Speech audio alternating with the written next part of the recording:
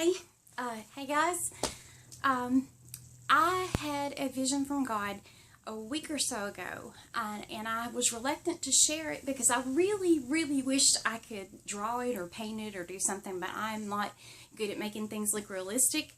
So I thought about seeing if I could have a friend do it, but I just never got around to it. But I kept praying about the meaning, and it felt so significant, and it was just beautiful, and I wanted to do it justice.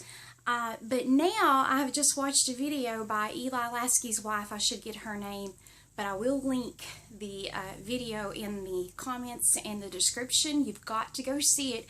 I was less than a minute into it before I was just hit with an aha wow moment of God connecting. I had some meaning on the vision, but this just was total confirmation, and it got me so excited. I wasn't planning on doing this video, but I felt like I had to do it right now. It was total confirmation, and then God has opened that up into even more that He's been showing, because what He tends to do is He connects things. He gives me dreams and visions and words and different things, and then He pulls them all together. There's such a confirmation in the way that He continues visions and kind of symbols and things. I don't know if you've noticed that in your own life, but this was so beautiful. So I'm going to go ahead and tell you the vision. I have phone notes here because I wasn't prepared to share this today, and I don't want to miss anything. So I'm just going to pray. Lord, please let this come out the way you want it to. Let it touch people the way you've let it touch me. Thank you that you speak to us in such beautiful ways, God, and you just keep doing it, God. Thank you so much. Thank you for confirmation in our own lives, but also just across the body of Christ, that so many of us are going through the same things and have been for a while, Lord, of going through this wilderness, Lord, going toward our promise, and all the visions and signs and confirmation and encouragement you've given us along the way, and all the healing along the way. Please let this come out the way you want it to, and let it touch people in Jesus' name. Amen. Okay, so the vision I had, sometimes I'm asleep, taking a nap or asleep at night. Do you ever just kind of like roll over and switch positions, and you're awake, but you're not totally awake, and you're trying to fall back asleep, and it's just like God woke me up before my eyes didn't even open, and there was just a flash of a picture. And I'm very visual. I wish that I could represent things the way that I see them accurately, but I'm blessed that I enjoy art, I enjoy color, I enjoy things visually. So I think that's one of the ways that God speaks to me, is because of that, because I think He made us specific ways, and that's one thing I love, is color and images and art. So it was just this little flash, as if it were a poster in my head. It was so detailed, and nothing I would have come up with on my own.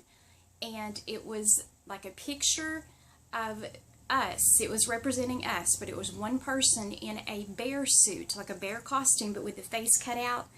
Somehow made me think a little bit of like an Ewok, but more like if you got your kid like a Care Bear costume or something for Halloween, except that it was realistic looking fur, like brown fur, like a bear, and just this round cut out for the face.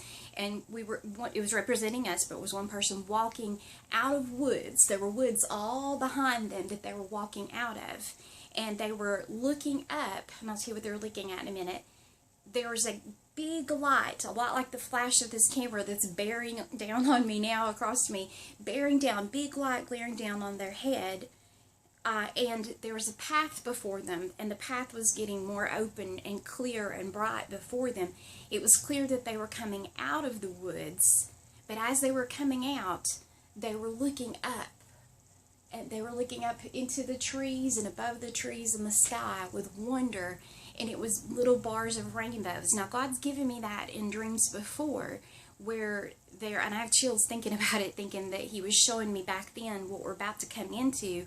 That was, gosh, I think that was 2 years ago or more, that there are bars of rainbows, little rainbow pieces is kind of what I call them. It's not a full arch, just a little bar of rainbow. God's also been letting me see little bars of rainbows. I'm about to get teary-eyed the more I think about this. In different places, even in my house. I think I've got a video, if you go look, where there were pictures of, or video of there being a rainbow bar up here on the ceiling in my house above a wave. One appeared on my daughter's bath towel she'd hung in her room across her bed. They're basically prisms that come across, but it's little bars of rainbow pieces. And that's what the person representing all of us coming out of this wilderness were looking at just with awe and wonder. And, you know, the rainbow can be a sign of God's promise. And so it wasn't just one, it was promises. It's multiple. And I had a dream before where that was the case. If I can find the link, or if you're interested, let me know, and I'll find, I think, a video about it as well. We were just in awe and wonder, just looking at these signs all over the place. But it was as we were walking out of these woods. And so I'll explain that better in a minute. But what happened is this video by Eli Lasky's wife, who does, Eli Lasky does the Prophetic Drive Time, but I think she has a channel now as well, which I wasn't aware of. And I'm so glad it came across my news feed in YouTube, or suggested videos. She said, we're coming out of the wilderness, and she saw a vision of some sort as well. I didn't even get to finish the video at this point. She said that we need to take off our wilderness clothes and put on new clothes because we're coming out of the wilderness. And it hit me, that's what it was in the vision. That symbolized us. We've been coming through this wilderness, this forest, if you will. But in this wilderness we've been in, even though it's been difficult, God has given us these signs and wonders and promises, and that's what we're looking at. We're looking at all these confirmations and these beautiful ways that He's been speaking to us and confirming His Word. And so while we've been in the wilderness, even though it's been hard, it's been so hard, God's given us that to look up to. And what He's done is He's had us watch those and follow those like signposts and mile markers on the way, on our journey, to keep us looking up, so that we've not looked as much at our wilderness and the place that we've been in while we've been in it, but we've looked forward. That's what the prophetic signs are for. They're to keep your mind focused on the vision ahead. And so God was showing me that He's kept our mind and our focus on these beautiful things to come. He's the lifter of our head. He's lifted our head with these signs so that as we walk through our wilderness, it's less painful, and it's given us something to focus on, to look ahead instead of being weighed down by our circumstances. So that's what we were doing. We're coming out of the wilderness, and there was a light shining on us, God's light, His truth. His truth is not where we are, where we've been, it's where we're going. And so that truth was shining down on us, and we were walking into where our path was broadening. It was becoming a less narrow path. Things were opening up. It was the opening of the wilderness and the woods. We were coming out and going forward, and the path ahead was completely lit.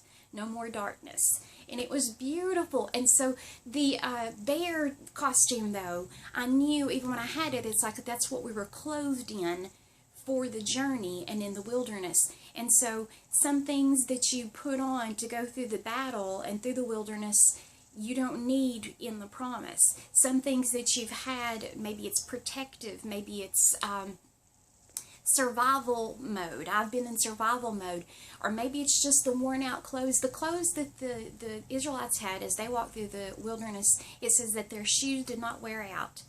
But they didn't get any new shoes. Just the ones they had didn't wear out.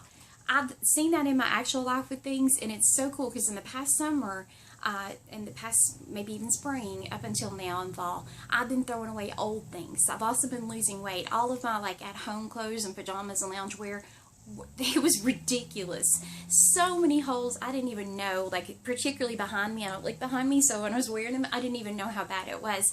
And I got my clothes loose from around the house anyway because I have health issues that makes me need comfy, loose clothes.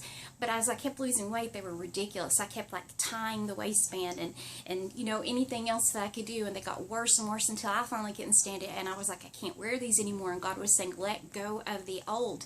I didn't let go of the old practically because I didn't have money for the new. So you can't just have nothing, you have to have something. And God let me know prophetically this summer, you let go of the old and I'll provide the new. But see, oftentimes we don't get what we're praying for until we let go of what God tells us to let go of. We don't, you have faith before you receive. You don't receive before you have faith. That's not the way it works. So there's a lot in that, and pray for God to open that up to you. But He did. As I let go of pieces, He brought in new pieces. Well, the funny thing, this segues into this really well. I had discovered this, well, God let me come upon, I've been walking, trying to get healthier when I'm able. And I come upon this fountain at this park that if you're there just the right time, there's a rainbow that forms over the fountain. I think I have a video of that as well if you want to go back through my playlist and find it. Absolutely gorgeous. And I was mesmerized. I was coming along, interesting enough, along a path when I saw a glimmer of it out of my eye, and I'm so drawn to color, so I was like, what is that? Oh my gosh, and I was flipping out. So as I got closer and closer, I could see it better and better, and it got bigger and formed more. And I didn't think about anything except seeing this closer and better. I was so drawn to it that I walked down to this little pond and fountain. I didn't think about the ground. The ground felt stable until it didn't. And then all of a sudden, my foot squished down, deep down into that mud, and my shoe got stuck down in the mud. I had to like pull my arm way, or push it way down in there, hike up my sleeve, and yank that out of the mud to even get my shoe out. My shoes were ruined, and because of health issues, there's only one pair of shoes that I've been able to wear for the past several years that don't throw me off and knock my back out of place, or my foot, or my knees. It's a long story. That was my shoes. Those were my, but God showed me, those were my wilderness shoes. Those were my shoes that carried me through this time of suffering and this intense wilderness. There was no recovering them. There was no way I tried to clean them and fix them or whatever. There was no way. So I lost my wilderness shoes, and God told me to have faith that He would bring my new shoes. Shoes are very prophetic too. They really are. What we put on to walk into. They can be symbolic of our calling or the new path we're going to take.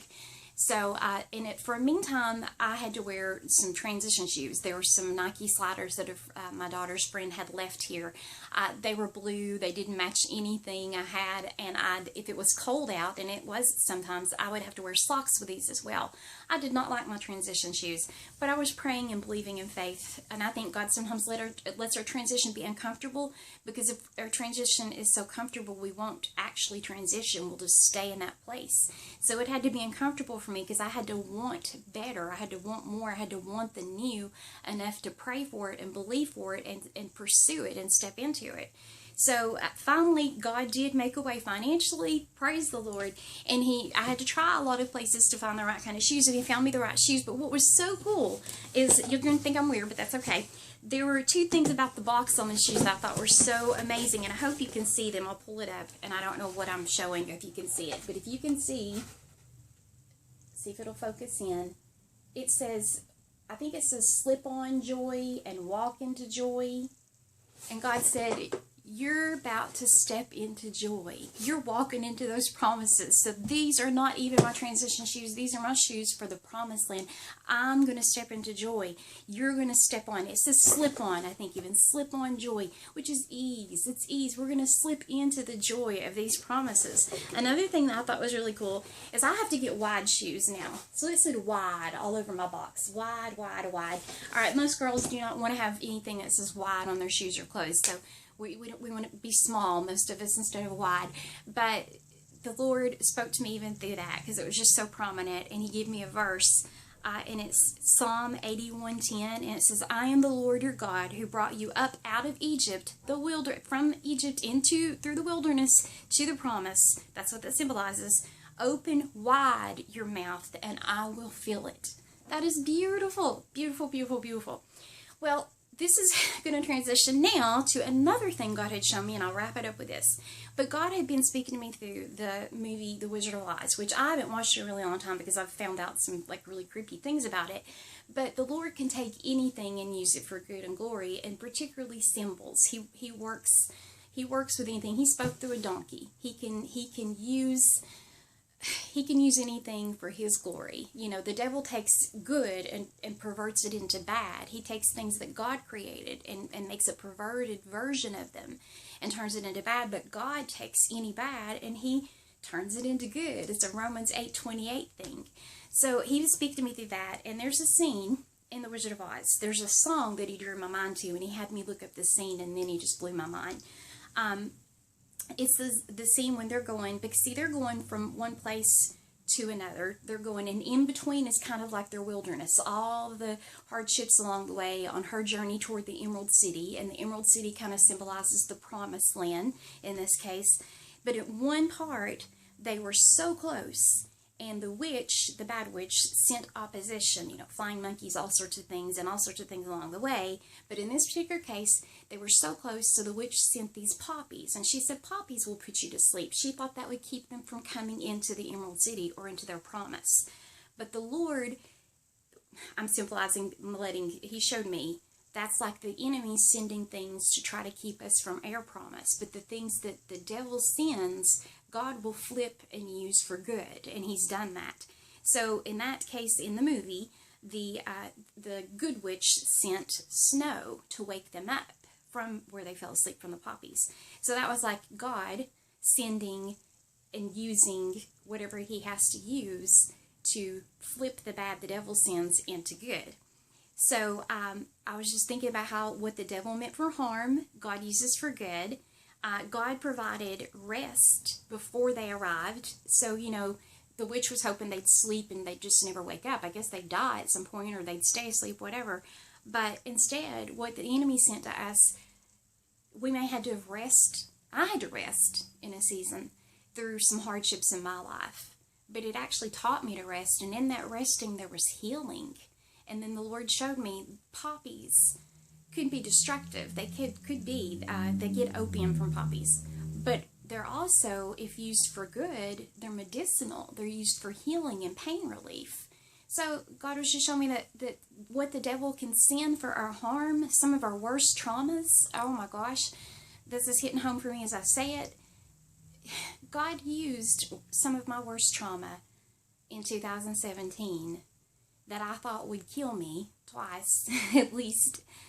And he used it to heal me. He used it to heal things from my childhood and, anxiety and things that I was carrying around I didn't even realize, because those things were hard and they slowed me down, and I eventually had to just give in and rest. But in the rest, there was healing. Your sleep, did you know your sleep, you do more healing. Your body does more healing in a state of deep sleep than any other time in your life. So what the enemy may send to slow you down and make you have to lay down and rest, God will use that sleep, that rest in him to heal you. So we don't have to worry about what the enemy sends. And to me, that's just beautiful. But this is the really cool thing, is God was showing me the song. And it turns out the song they're singing as they get up from the snow hitting them and they wake up from the poppies and they can see the Emerald City. They can see their promise and they're journeying in. And there's this song, and if you all are familiar with the movie, it's probably going through your head right now, and I won't sing it. It's too high-pitched.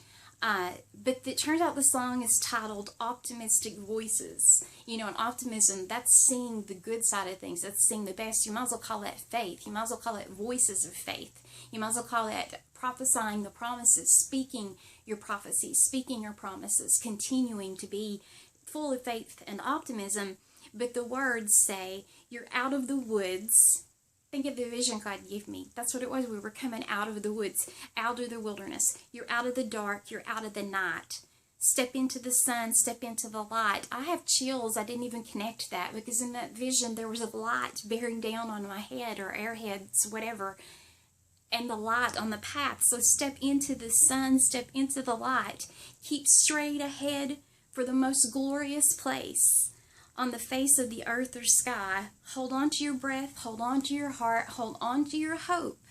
March up to the gate and bid it open.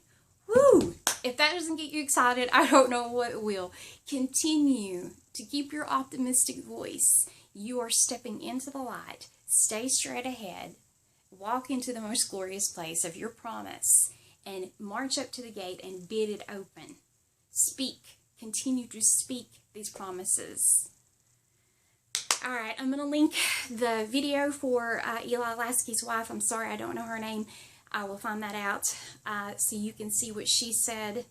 And then I'll also try to link the Wizard of Oz clip. So as you watch it, picture your journey and picture the symbols, the way that the Lord is showing this, and think what we're about to step into. And then have that happy song in your head, because the Lord just opened that up for a reason. So we are about to step into joy.